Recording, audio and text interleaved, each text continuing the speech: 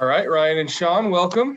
Got head coach Dave Rubio here. Sean, I see that you have your hand raised, so we will go to you first. Thanks for being here, Coach. How are you doing today? I'm good, Sean. Thank you. How are you? Doing well. Glad to be back. Haven't been here for a couple weeks, but I'll get to that in a second. So, Coach, I That's wanted all to right. ask. I wanted to ask, Coach, because as we know, the game against USC was canceled, and to my knowledge, the way it's always been is that when a team doesn't show up, that's a forfeit, meaning that your team would then win. But I saw that did not count as that. So, are you able to explain why it is that USC did not forfeit the match and your team didn't get the deferred victory? I think if it were a normal year, then it would probably count as a forfeit. Although in a normal year, they would most likely would have played the match because they had enough players to play the match. But with COVID being kind of the primary story this last year, we had built in as a conference, and the conference coaches built in a uh, a criteria to follow, protocol to follow, should we fall below a certain number of players. So the number is 9. So I think didn't matter I think we were assuming that it would be if you fell below those numbers because of COVID reasons versus injury reasons. But since we didn't weren't definitive on how to define that, I think that since they had less than 9 players, and even though we played the match on Friday, 2 of those players got injured, and so that put them under the threshold, and so that was the way it worked. So it's just I actually texted Chris Grant, our Pac-12 representative, just to get clarification. I Yeah. think SC most likely would have tried to play the match had they had the players in the right positions, but I'm sure they didn't want an outside hitter, a DS to play outside hitter. So anyway, it was unfortunate for us because we really needed to play that match. It would have been a good Yeah. match and a match for us to play. Well, and especially too because it was definitely Akia's last match, and it was potentially Paige's last home match. But as you just pointed out, though, like as we know, it's not a normal year with COVID. But as you had just said, so their players, no one was COVID positive, right? It was just like the lack of there was injury that prevented them, right? Right. Well, they had left their starting setter, and I'm not sure if there's anybody else that they left home, but they left home their starting setter because she was tested positive the week before. And so SC's been kind of in and out. They had a few cancellations here and there because of a variety of different reasons. I'm not sure, if there was COVID reason or injury reasons. I know that their starting middle blocker has been out with a concussion for several weeks, like China for us. Mm-hmm. So I'm not sure what their status is for this coming week with Colorado, their match against Colorado. I know for Colorado, they're still in the hunt as well. And so they're 8-10, I think. We're 9-10. And so, I think had we handled business on Friday night, it was kind of a devastating loss for us to lose like that. Yeah. But, that's the way it goes. And had we won that match and not playing the match on Sunday wouldn't be as big a deal. But since we didn't win, playing that match on Sunday is a bigger deal for us. Yeah, definitely. And I know you had talked about it a couple weeks ago about how your team is still in the hunt for a potential bid in the championships and the playoffs. So, can you explain for me how it's going to work? Because is it sort of almost like is it a selection committee that looks at the teams that are on the bubble and they decide based on qualifications or based on record or on kills? How does that work? That's the $64 million question, Sean. I mean, I don't know how they are going to choose that large berth. I mean, really the only criteria you can use just from a historical perspective. Some conferences get so many teams and have been getting so many teams for so many years, and so our conference has been 8 to 10 teams every single year, almost since inception, and so I felt like for us we had to be over 500, 500 or better. If we were 500, I felt like we would be in the conversation, but probably not get chosen. If we were over 500, I felt like we would get in. So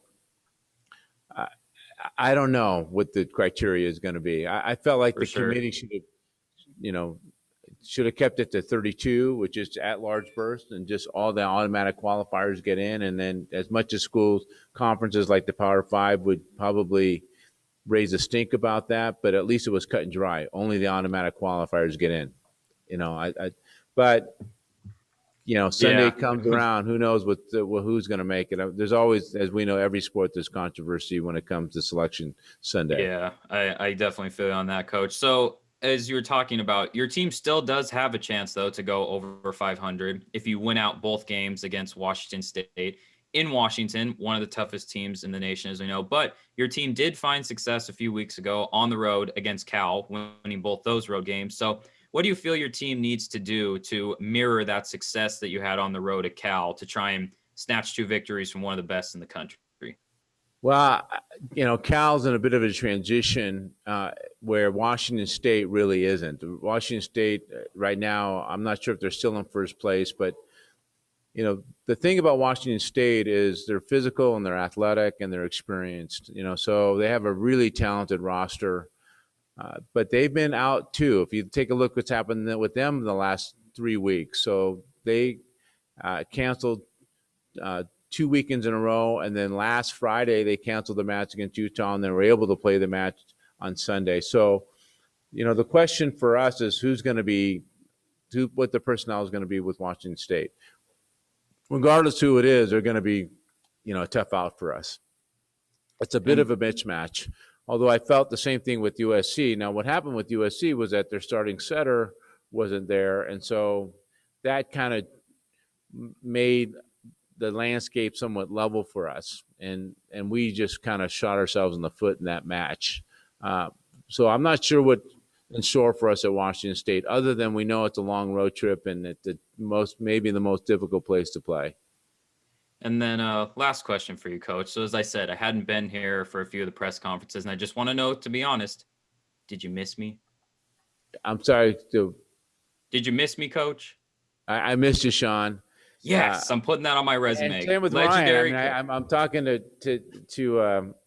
Danny. I'm like, where are those guys? I haven't seen those guys in a while, and I appreciate you guys being online here today. And just let me say this, though, how excited I am for women's basketball. Adia Barnes and their staff and what they just did and the history they just made last night.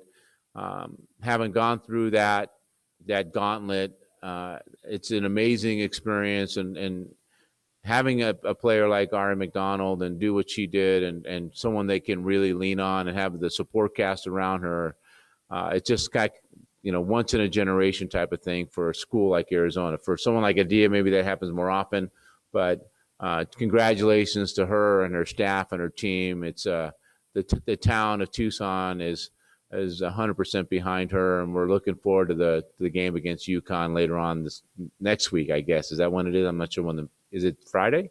When is it? This Friday? This Friday. Wow. Or I think. Okay. I'm pretty sure. I think it is Friday. Yeah. Thanks, Coach. Okay, Brian, thanks, go ahead. Sean. Brian? So I was actually going to ask you, what has impressed you the most about what Adia has done with that program? Well, I mean, I think the recruiting that she's done has been impressive. It's her ability to bring in top level recruits.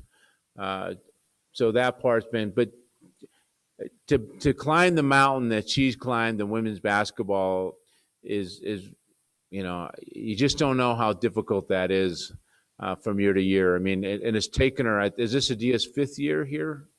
Yeah, I think it's her 5th year. I'm not sure, but it's been a slow progress, and she's kind of kept her eye on the ball and the work that she's put in, and been able to sell her message to her team, and. I mean, I just can't emphasize enough how difficult it is to do what she's done. I mean, it's just a monumental task to get the Final Four, and any sport is just really hard. Women's basketball is so competitive across the board. It's just, my hat's off to them and her team and her staff. It's just an amazing accomplishment. and then back to volleyball. How much discussion, if at all, was there about re-expanding the tournament back to 64 teams, or was there not any conversation about that? Yeah, that's a frustrating thing for us. You feel like had this been a 64-team bracket, then I wouldn't be sweating bullets about what's going on this coming weekend. I think it's unlikely it's going to go to 64. I just, for volleyball, I don't think it's going to happen. There's not enough. I think logistically, it's just too hard to kind of put that together at the last second. Our championships in Omaha, so I think it's just not going to happen. Anything else? And what challenges does Washington State present? Like, what stands out about them as a team? Well, if you take a look at their personnel, they had their middle blocker from the Czech Republic, who was a NCAA Freshman of the Year last year, and so she's just really physical and athletic. Maybe one of the top middles in the conference, maybe the best middle in the conference. And then their other outside hitter from Germany is now a year older and really a significant member of their team and does a lot of things for them. And then they got huge. Their height is, they got an outside hitter that's 6'5".